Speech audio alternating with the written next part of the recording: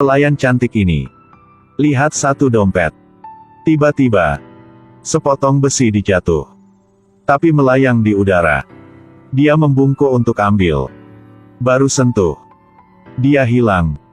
Lalu jatuh di lantai. Pelayan mendekati untuk lihat. Sangat terkejut. Angkat kepala untuk lihat.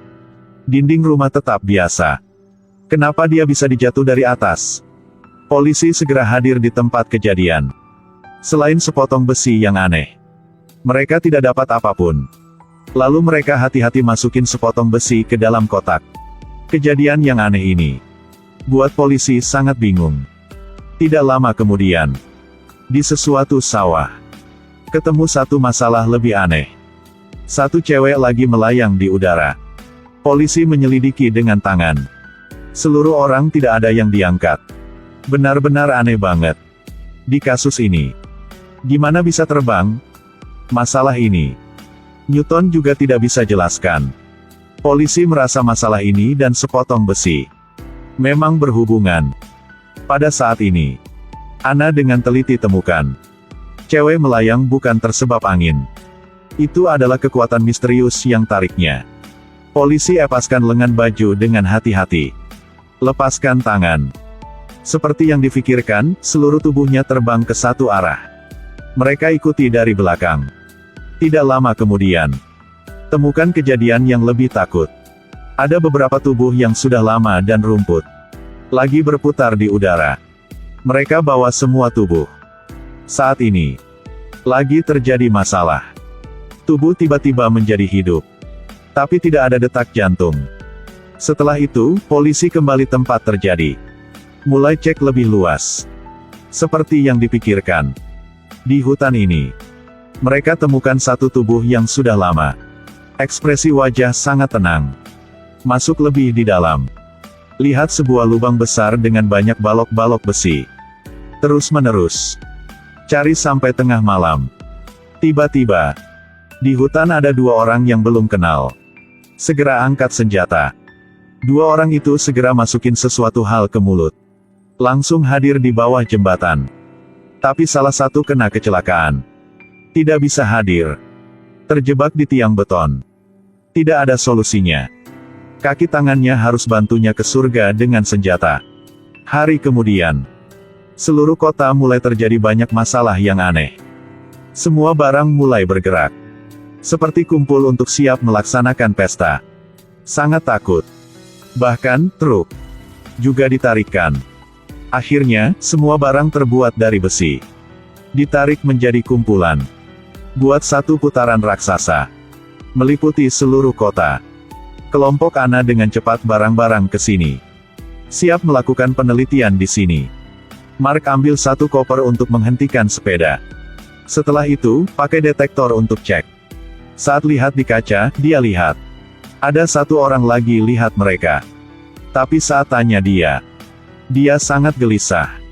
Bilang lama tapi gak bisa jawab namanya. Ana merasa, dia dipengaruhi balok besi. Jadi harus menangkapnya. Tapi tidak terduga. Belum berjalan lama. Tiba-tiba lihatnya lagi memukul pintu mobil. Bedanya adalah, pakaiannya banyak darah. Jadi dia sudah melarikan diri. Pada saat ini, perahu di belakang bergerak. Dia berkesempatan dan berusaha lari diri. Dua orang segera mengejar. Akhirnya, Ana lihat dia di sesuatu gudang. Tapi di tempat Mark, juga tangkap satu orang yang miripnya. Apa sih? Hanya satu pagi. Mereka tangkap tiga orang yang mirip. Setelah selidiki, karena balok besi itu mengkloningnya. Tapi kenapa harus mengkloning cowok ini? Mereka bawa alat-alat. Kunjungi rumahnya. Di dalam kamar, mereka temukan satu lubang yang besar di lantai. Mereka pelan-pelan turun untuk cek. Seperti diharapkan, temukan satu balok besi besar. Di atas ada suara kaki menapak. Mark ke atas untuk cek. Aduh. Orang lain mirip dia muncul. Untungnya, Mark sangat tenang. Cepat bunuh dia. Setelah itu, mereka lihat darah di ruang. Ikuti darah. Keluar putaran. Sementara, mereka ketemu cowok yang benar-benar. Pada saat ini, Medan magnet tiba-tiba menghilang. Kira kehidupan yang biasa sudah kembali. Setelah beberapa detik, kejadian aneh terjadi lagi. Di rumput muncul layar transparan. Mendapatkan perhatian gadis itu. Lihatnya dari jauh. Hanya tinggi 6,6 meter. Tersebab penasaran. Dia mendekati layar. Membungkuk untuk ambil satu batu. Lempar ke itu dengan kuat. Batu terbang melalui layar. Lagi siap mendekati. Tiba-tiba ada orang. Menakutkannya jatuh. Setelah itu, Mark dan Anna hadir di tempat terjadi. Tapi layar itu sudah hilang. Kalau tidak ada orang yang rekam video. Memang semua orang tidak percaya. Polisi selidiki terus-menerus dari pagi hingga malam. Akhirnya, layar sudah muncul lagi. Anna pakai alat. Coba berbicara dengan orang di dalam layar. Seperti diharapkan, bisa dengar suaranya. Mark pergi ke sisi belakang layar. Tapi layar tipis seperti kertas. Setelah komunikasi, orang di dalam layar kurang tahu keadaan yang terjadi. Setelah beritahukan Anna tentang nama dan alamat, segera hilang bersama layar. Setelah selidiki, itu cewek. Sudah hilang sejak 6 bulan.